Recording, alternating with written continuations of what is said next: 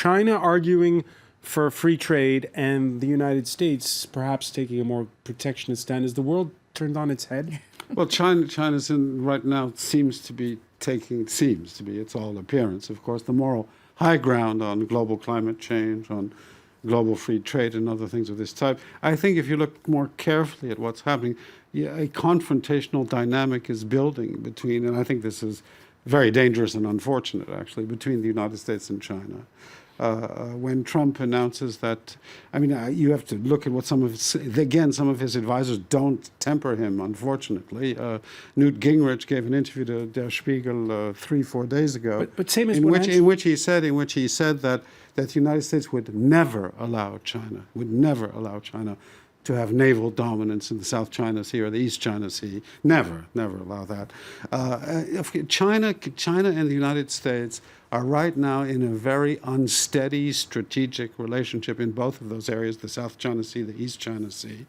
The trade dimension of the relationship is one of the dimensions of a multi-layered problem in which you have a rising great power, and an existing great power, and the balances between the two of them over the next period of time are actually going to define what happens with globalization. I'm afraid that Brexit will not be the defining problem of our age. The defining problem of our age is going to be China and the United States. John Zanilovich, you agree with that? And what do you think of the fact that here we have, and I've seen lots of rave reviews for Xi Jinping's speech today, that China comes across, certainly to the people at Davos, this really is music to the ears of those taking part there.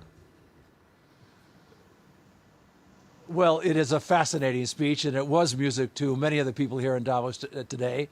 It is astonishing that you have the leader of China making positive comments about globalization and free trade. They're most welcome, but it is certainly turning the tables on where things were only a few years ago. Of course, every step back that the United States takes, China takes a step forward.